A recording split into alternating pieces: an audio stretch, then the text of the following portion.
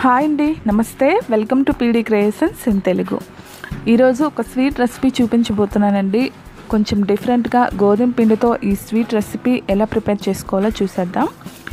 వీడియోలోకి వెళ్ళే ముందర ఫస్ట్ టైం మా ఛానల్ని చూస్తున్న వారు మా ఛానల్ని సబ్స్క్రైబ్ చేసుకోండి. అలానే కొత్త వీడియోస్ కోసం పక్కనే ఉన్న బెల్ ఐకాన్ని క్లిక్ చేయండి. ఈ గోధుమ పిండితో ఈ స్వీట్ రెసిపీని ఎలా ప్రిపేర్ చేసుకోవాలో చూసేద్దాం. ముందుగా స్టవ్ వెలిగించి స్టవ్ పైన ఒక ప్యాన్ పెట్టుకోండి. ప్యాన్ హీట్ అయిన తర్వాత 1 కప్ వరకు గోధుమ పిండిని యాడ్ చేసుకోండి. ఆయిల్ కానీ నెయ్యిని కానీ యాడ్ చేయకుండా ఈ గోధుమ పిండిని కనీసం ఒక 5 నుంచి 10 నిమిషాల పాటు వేయించుకోవాలండి. మంటని మీడియం ఫ్లేమ్లోనే పెట్టుకొని ఈ గోధుమ పిండిని బాగా వేయించుకోవాలండి. ఇది వేగే లోపల దీనికి మనం షుగర్ పౌడర్ని ప్రిపేర్ చేసేసుకుందాం. 1 కప్పు గోధుమ పిండికి 1/2 కప్పు వరకు షుగర్ని తీసుకోండి. అలానే 5-6 ఇలాచీ కూడా తీసుకొని గ్రైండ్ చేసుకొని షుగర్ పౌడర్ని ప్రిపేర్ చేసుకొని పక్కన పెట్టుకోండి. గోధుమ పిండిని 5 నుంచి 10 నిమిషాల పాటు వేయించుకున్న తర్వాత ఒక్కొక్క స్పూను నెయ్యిని యాడ్ చేసుకుంటూ ఈ గోధుమ పిండిని వేయించుకోవాలండి. ఇది వేగుతునేటప్పుడు మంచి ఫ్లేవర్ వస్తుందండి. ఇలా కొద్దిగా నెయ్యిని యాడ్ చేసుకుంటూ గోధుమ పిండిని వేయించుకోవాలి. ఎంత బాగా వేయించుకుంటే ఈ స్వీట్ అనేది అంత బాగుంటుందండి.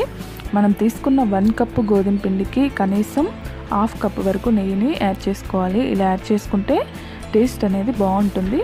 మధ్యలో నెయ్యిని యాడ్ చేసుకుంటూ ఈ గోధుమ పిండిని వేయించుకోవాలండి. కాసేపటికి బ్రౌన్ కలర్ వచ్చేసి గోధుమ పిండి అనేది వేగిపోతుందండి. చూసారుగా బ్రౌన్ కలర్ అనేది బాగా వచ్చేసింది కదా. ఈ టైంలో స్టవ్ ఆఫ్ చేసుకొని వీటిని కాసేపు చల్లారనివ్వండి. ఇలా చల్లారిన తర్వాత ఇందులో 1/2 కప్పు వరకు మిల్క్ పౌడర్ని యాడ్ చేసుకోండి. మిల్క్ పౌడర్ అనేది 2-3 టేబుల్ స్పూన్స్ ఉంటే చాలండి, ఎక్కువ యాడ్ చేయాల్సిన అవసరం లేదు. ఇలా మిల్క్ పౌడర్ని యాడ్ చేసుకున్న తర్వాత ఈ గోధుమ పిండిలో బాగా కలిసేటట్టు కలుపుకోవాలి. ఈ గోధుమ పిండి ఈ మిల్క్ పౌడర్ బాగా కలిసేటట్టు కలుపుకోండి. ఇలా కలుపుకున్న తర్వాత ఇందులో మనం గ్రైండ్ చేసి పక్కన పెట్టుకున్న షుగర్ పౌడర్ని వేసేసుకోవాలండి. షుగర్ పౌడర్ని కూడా వేసుకున్న తర్వాత ఈ గోధుమ పిండిలో బాగా కలిసేటట్టు కలుపుకోవాలి. షుగర్ పౌడర్ అనేది బాగా మిక్స్ అయ్యేటట్టు కలుపుకుంటే ఈ మనం చుట్టుకునేటప్పుడు మనకి కావలసిన షేప్లో బాగా వస్తాయండి.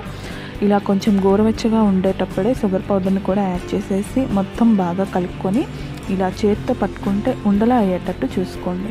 ఇలా మీకు ఉండలా అవ్వలేదు అంటే కొద్దిగా నెయ్యిని కరిగించి యాడ్ చేసుకొని మరలా బాగా కలుపుకొని మీకు కావాల్సిన సైజులో ఇలా చుట్టేసుకోవడమేనండి. చాలా ఈజీ అండి, అలానే చాలా టేస్టీగా ఉంటుంది.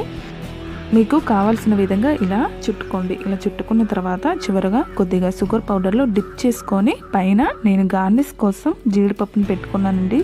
ఇష్టమైన వాళ్ళు పెట్టుకోవచ్చు, ఇష్టం లేని వాళ్ళు స్కిప్ చేసేయచ్చు. వీటిని ఒక ప్లేట్లోకి తీసుకొని పక్కన పెట్టుకోండి.